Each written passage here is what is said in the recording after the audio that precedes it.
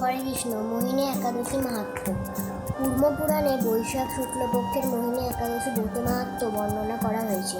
মহারাজ যুধিষ্ঠির বললেন, হে জনার্দন, বৈশাখ শুক্লপক্ষী একাদশীর কি নাম, কি ফল, কি বিধি, এ সকল কথা আমার নিকট বর্ণনা করুন।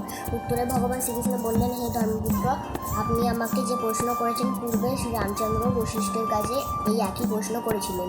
তিনি জিজ্ঞাসা করেছিলেন, হে মুনিবর, আমি জনকনন্দিনী সীতার বিরহজনিত কারণে বহু দুঃখ পাচ্ছি, তাই একটি উত্তম ব্রতের কথা আমাকে বলুন, যার দ্বারা সর্বপাপ ক্ষয় ও দুঃখ বিনষ্ট হয়।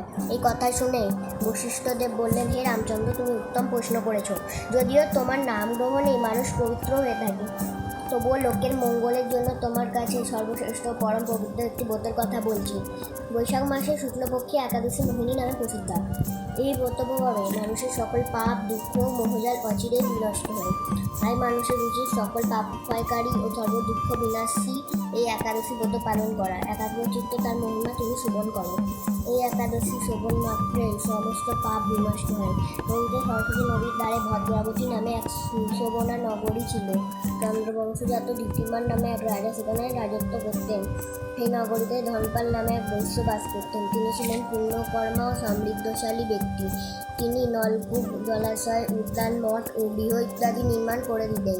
তিনি ছিলেন বিষ্ণুভক্তি পরায়ণ ও শান্ত প্রকৃতির মানুষ। সুমানা, দ্যুতিমান, মেধাবী, সুকৃতি ও দৃষ্টবুদ্ধ নামে তার 5 জন পুত্র ছিল। পঞ্চম পুত্র দৃষ্টবুদ্ধি ছিল অতি দুরাচারী। সে সর্বদা পাপ কার্যে লিপ্ত থাকত। পরস্ত্রী সঙ্গ, বেশ্যাসক্ত, লম্পট ও দুদকিরা প্রভৃতি পাপে সে অত্যন্ত আসক্ত ছিল। দেবতা, ব্রাহ্মণ ও পিতা মাতার সেবায় তার একেবারেই মতি ছিল না। সে অনাকার্যে রত, দুষ্ট স্বভাব ও পিতৃধন ক্ষয়কারক ছিল। সবসময় সে ভক্ষণ ও সুরাপানে মত্ত থাকত। পিতা ধনপাল একদিন পথ চলছিলেন। হঠাৎ তিনি দেখতে পেলেন দৃষ্টবুদ্ধি এক বেশ্যার গলায় হাত রেখে নিঃসংকোচে ঘুরে বেড়াচ্ছে। তার নির্লজ্জ পুত্রকে এভাবে চৌরাস্তায় ভ্রমণ করতে দেখে তিনি অত্যন্ত মর্মাহত হলেন। এই কুস্বভাব দর্শনে ক্রুদ্ধ হয়ে তিনি তাকে গৃহ থেকে বার করে দিলেন। তার আত্মীয় স্বজনও তাকে পরিত্যাগ করল। সে তখন নিজের অলঙ্কার আদি বিক্রি করে জীবন অতিবাহিত করত। কিছুদিন এভাবে চলার পর অর্থাভাব দেখা দিল। ধনহীন দেখে সেই বেশ্যাগণও তাকে পরিত্যাগ করল। অন্নবস্ত্রহীন দৃষ্টবুদ্ধি ক্ষুধা তৃষ্ণায় অত্যন্ত কাতর হয়ে পড়ল। অবশেষে নিজের গ্রামে সে চুরি করতে শুরু করলো। একদিন রাজকুমারী তাকে ধরে বন্দি করলো, কিন্তু পিতার সম্মানার্থে তাকে মুক্ত করে দিল।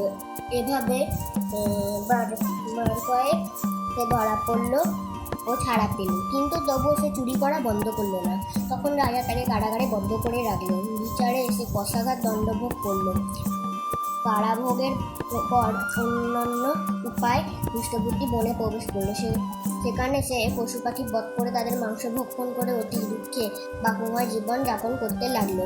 দুষ্কর্মের ফলে কেউ কখনো সুখী হতে পারে না, তাই সেই দৃষ্টবুদ্ধি দিবারাত্রি দুঃখ শোকে জর্জরিত হলো। এভাবে অনেকদিন অতিবাহিত হলো। কোনো পুণ্য ফলে সহসা একদিন সে কৌন্ডিন্য ঋষির আশ্রমে উপস্থিত হলো। বৈশাখ মাসে ঋষিবর গঙ্গা স্নান করে আশ্রমের দিকে প্রত্যাবর্তন করছিলেন। শোকাকুল দৃষ্টবুদ্ধি তার সম্মুখে উপস্থিত হলো। ঘটনাক্রমে ঋষির বস্ত্র হতে এক বিন্দু জল তার গায়ে পড়ল। সেই জলস্পর্শে তার সমস্ত পাপ দূর হলো। হঠাৎ তার শুভবুদ্ধির উদয় হলো। ঋষির সামনে সে পিতাঞ্জলি পুঁতে প্রার্থনা করতে লাগলো, হে ঋষি শ্রেষ্ঠ, যে পুণ্য প্রভাবে আমি এই ভীষণ দুঃখ যন্ত্রণা থেকে মুক্তি লাভ করতে পারি তা কৃপা করে আমাকে বলুন। ঋষিবর বললেন, বৈশাখ মাসে শুক্লপক্ষে মোহিনী নামে যে প্রসিদ্ধ একাদশী আছে, তুমি সেই ব্রত পালন করো। এই ব্রতের ফলে মানুষের বহু জন্মার্জিত পর্বত পরিমাণ পাপরাশিও ক্ষয় হয়ে থাকে। মহামুনি বশিষ্ঠ বললেন, কৌন্ডিন্য ঋষির উপদেশ শ্রবণ করে প্রসন্ন চিত্তে দৃষ্টবুদ্ধি সেই ব্রত পালন করল। হে মহারাজ রামচন্দ্র, এই ব্রত পালনে সে নিষ্পাপ হলো, দিব্যদেহ লাভ করলো। অবশেষে গরুড়ে আরোহণ করে সকল প্রকার উপদ্রব্যহীন বৈকুণ্ঠ ধামে গমন করলো। হে রাজন, তিলকে মোহিনী ব্রত থেকে আর শ্রেষ্ঠ ব্রত নেই। যজ্ঞ, তীর্থস্থান, দান ইত্যাদি কোনো পুণ্য কর্মই এই ব্রতের সমান নয়। এই ব্রত কথার শ্রবণ কীর্তনে সহস্র গোদানের ফল লাভ হয়। জয় মোহিনী একাদশী কি জয়।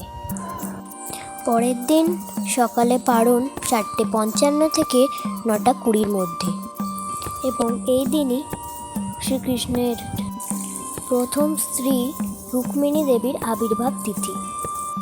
এবং 31শে বৈশাখ 15ই মে রবিবার শ্রীনৃসিংহ চতুর্দশী ব্রত, সন্ধ্যা পর্যন্ত উপবাস।